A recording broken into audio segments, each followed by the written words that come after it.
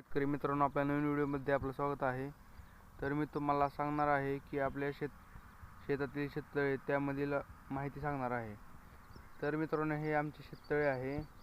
हे शेततळे जमीन लेवलपासून वरी 15 फूट आहे व जमीनपासून खाली 15 फूट आहे. तर शेतकरी मित्रांनो, हे शेततळे 150 बाय 150चं आहे.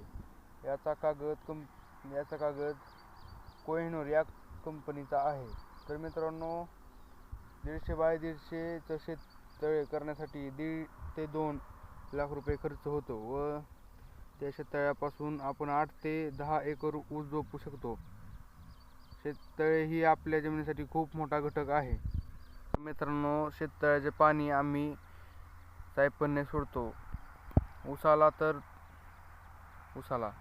तर तुमच्या मनात हा प्रश्न पडला असेल की सायपन म्हणजे नक्कीच काय, तर आपण ते जाणून घेऊया. तर शेतकरी मित्रांनो, सायपन म्हणजे शेततळ्याच्या जमीन लेवलमध्ये शेततळे खांदत असताना येथे एक पाईप टाकला जातो व तो पाईप तेथून खाली नेला जातो व खालच्या कोपऱ्यातून खाली पाईपला आपण जाळी लावतो, कारण त्यातून सायपनमध्ये आतील घाण जाऊ नये म्हणून. तर मित्रांनो, शेततळे फुल भरण्यासाठी आपल्याकडे 3 बोर असेल तर 20 ते 25 दिवस लागतात.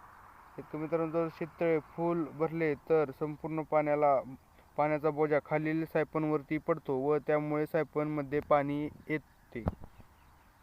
तर मित्रांनो, एकदा शेततळे भरले की मग सायपन केव्हाही चालू करा व केव्हाही बंद करा, कारण बिना लाईटीचे सायपन चालते. त्यामुळे आपल्याला लाईटीची वाट पाहावी लागणार नाही. जर समजा लाईट रातपाळीची असेल तर आपण रातभर शेततळ्यामध्ये बोरचे पाणी सोडू शकतो व नंतर शेततळे भरले की आपण इळभर ऊस भिजवू शकतो. रात्री चुकाटा असतो म्हणून त्याचाही आपल्या रानात शेततळे केल्यास फायदा आहे व ऊस सुकत नाही, कारण ऊसाची खूप काळजी घ्यावी लागते. मित्रांनो, शेततळे करण्यासाठी आपल्याला चांगली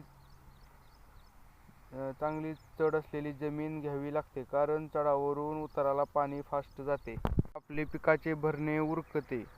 तर शेतकरी मित्रांनो, जाणून काही शेततळ्याबाबत आपली काही शंका असेल तर कमेंटमध्ये नक्की कळवा व असेच नवनवीन व्हिडिओ पाहण्यासाठी आपल्या संकेत या चॅनलवर सबस्क्राईब करा. बेल आयकॉनला क्लिक करायला विसरू नका.